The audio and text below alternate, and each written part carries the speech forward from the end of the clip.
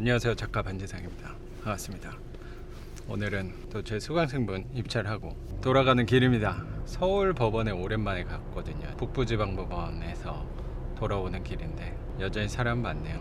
대출 규제여서 서울 법원에 사람이 별로 없을 거라고 생각했는데 이 대출 규제에도 아랑곳하지 않고 법원 경매 시장은 여전히 뜨거운 것 같습니다. 저는 항상 이런 규제 속에서 항상 기회가 있다고 생각을 갖고 있어서 규제가 있냐 없냐에 상관없이 그런 거 너무 신경 쓰면은 내가 움직일 수 없게 되는 경우가 더 많은 것 같아서 그런 시기와 정책에 상관없이 저는 하는 게 맞다고 생각을 갖고 있습니다. 최근에 읽은 책이 유발 하라리가 쓴 사피엔스를 요새 보고 있는데 그 책이 되게 괜찮더라고요. 어떤 분이 추천해 주셔서 봤는데 되게 흥미로운 부분이 있었던 것 같아요. 책의 주제가 왜 현재 지구상에 호모 사피엔스만 살아남았느냐. 하나 기억 남는 문구가 인간이 동물보다 효율적으로 살아갈 수 있었던 이유 중에 하나가 불을 발견한 이후로 먹이사슬 관계가 조금 바뀌게 된 거죠. 점에 인간은 먹이사슬 관계에서 중간 부분에 있는 위치에 있었다면 불을 발견한 이후로 먹이사슬 위로 올라갈 수 있었던 거. 불을 발견하면서 이제부터 먹는 음식이 날 것을 먹는 게 아니고 그때부터 익혀 먹게 되는 거예요. 익혀 먹으면서 음식을 소화하는데 훨씬 더 효율적이잖아요. 동물들은 날 것을 먹기 때문에 음식을 소화하는 데만 5시간이 걸린대요. 소화하는데 에너지를 너무 많이 쓰는 거죠. 인간은 불을 발견하게 되면서 화식을 하게 됐죠. 그래서 익혀 먹게 된 거예요. 그러면 이제 소화하는데 에너지를 많이 쓸 필요가 없죠. 전보다 우리 소화시키는 기관 창자가 더 길었는데 화식을 하게 됨으로써 창자가 짧아졌다는 거죠.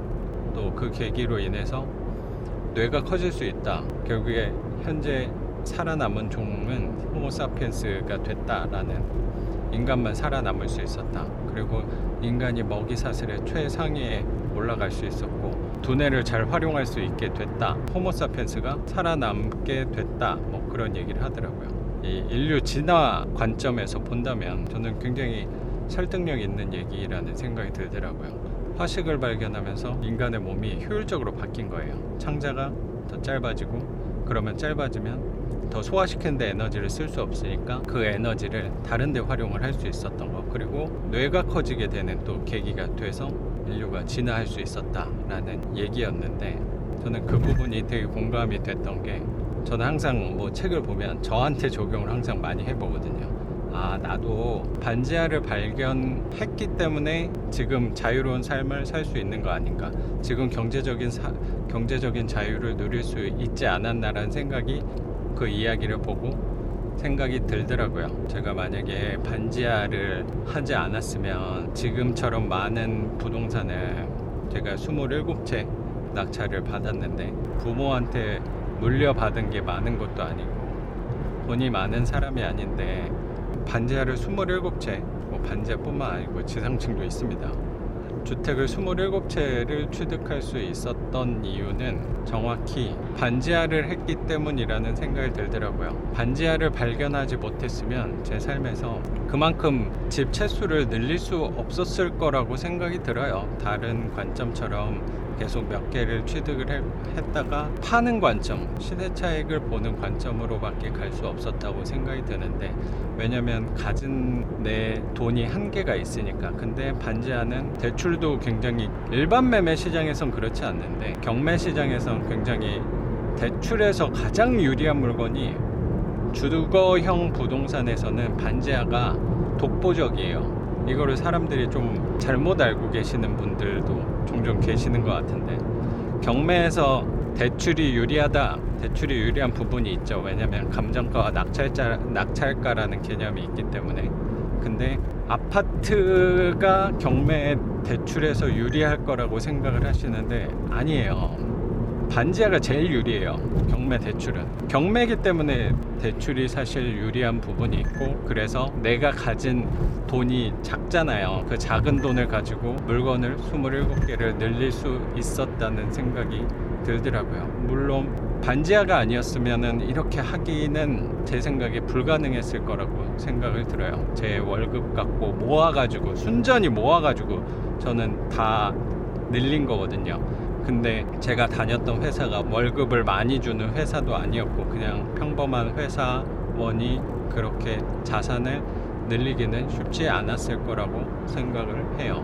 그리고 저는 회사가 되게 바빴단 말이에요. 회사 다닐 때 야근이 없는 날은 사실 거의 없었고 그래서 칼퇴근은 할 수가 없었죠. 거의 못했단 말이에요. 뭐 밤샘 작업을 하는 날도 되게 많아서 회사 이외의 시간을 평일에 낸다는 게 정말 쉽지 않았어요. 주말 때도 출근하는 일들이 많아서 내 시간을 갖기가 고정적으로 제 시간을 갖는 게 쉽지가 않았는데 그 이후에 반지하를 하게 되면서 저는 시세조사 반지하는 시세가 없단 말이에요. 시세를 아는 사람이 없어요. 그 부동산도 잘 몰라요. 부동산을 제가 무시하고 제 자신을 자만스럽게 생각한다기보다 일단 반지하는 매매가 잘 일어나지 않는단 말이에요. 그래서 반지하는 시세가 없어요. 반지하는 시세가 없다고 생각을 하면 저는 편하게 접근하실 수 있다고 생각을 하거든요. 그래서 저는 오로지 수익률만 보고 입찰을 한 거예요. 반지하가 시세가 없다고 생각을 하면 어떤 게 유리하냐면 부동산을 내가 갈 필요가 없어요. 왜냐면 부동산도 이 반지하의 매매 시세를 모르는 거니까. 그러면 우리같이 부동산을 모르는 사람은 굉장히 유리한 포지션으로 갈 수 있거든요. 나도 모르고 부동산도 모르고 전문가도 모르고 전문가라는 게 없죠. 거의 제 생각에 반지하는 제가 전문가이기 때문에 반지하를 전문으로 하는 사람이 어디 있어요? 그냥 저밖에 없어요. 제가 전문가예요. 저뿐만 아니고 반지하 하는 사람들은 거의 다 전문가예요. 제가 생각할 때. 왜냐면 반지하를 많이 자기가 직접 낙찰 받아보고 임대를 꾸준히 줘본 사람은 많지 않기 때문에 반지하를 하는 사람이 자기가 전문가 될 수 있단 말이에요. 왜냐면 이 시장은 굉장히 제가 생각할 때 블루오션인 거죠. 하는 사람이 많이 없으니까. 그래서 반지하를 하면 다 전문가가 될 수 있다 라는 생각을 갖고 있습니다. 그래서 시세 조사를 별로 할 게 없어서 저는 부동산을 갈 필요 없어서 그런 에너지를 많이 아낄 수 있었던 것 같고, 어차피 반지하 같은 경우는 화려하게 꾸미던 화려하게 꾸미지 않던 시세 차이가 별로 나지 않기 때문에, 시세라는 거는 월세 시세만 제가 조사하면 됐어요. 근데 월세 시세는 뭐 인터넷에서 충분히 찾을 수 있고, 사실 월세 시세 조사하는 게 되게 어렵긴 한데 저는 지금까지 하면서 부딪히면서 월세 시세를 다 알아낸 거란 말이에요. 지역하고 동네, 빌라 연식, 평수 그런 거를 저도 다양하게 경험을 하다 보니까 그 동네에 그 반지하에 맞는 시세가 있다는 걸 알게 됐고, 반지하도 생각보다 월세가, 제가 수익률 공개한 것들도 보시면은 뭐 느껴지실지 모르겠는데 반지하가 그렇게 생각보다 싸진 않단 말이에요. 그래서 저는 굉장히 효율적으로 움직일 수 있었던 것 같아요. 시세 조사도 안 해도 되니까. 대신 현장은 꼭 가봤죠. 제가 다녔던 회사가 그렇게 바쁜 회사였는데도 물건을 늘릴 수 있었던 것 같아요. 대출에 유리하다 보니까 내가 드는 돈이 상대적으로 많지 않았고, 어차피 매매할 생각으로 이 부동산을 접근하지 않으니까 시세가 그렇게 중요하지 않았어요. 그래서 꾸준히 물건을 늘리는데 반지하만한 물건이 없었던 것 같아요. 그래서 제 삶을 되돌아보니까 저는 호모사피엔스가 불을 발견한 것처럼 제 삶에서 저는 반지하를 발견한 거 아닌가.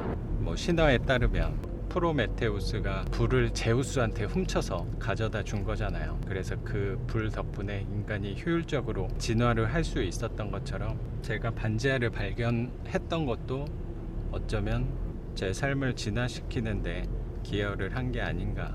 아마 다른 부동산이었으면 그렇게 하기는 어려웠을 것 같아요, 제가 생각할 때. 그래서 제 반지하는 불과 같다라고 저는 좀 생각을 갖고 있습니다. 자신만의 삶을 진화시킬 수 있는 계기를 뭘로 삼을 것인가에 대해서도 한번 생각해보는 시간을 가졌으면 좋겠네요. 네. 그러면 오늘은 여기서 마무리하고 전 또 내일 영상으로 찾아뵙겠습니다. 작가 반지상이었습니다. 감사합니다.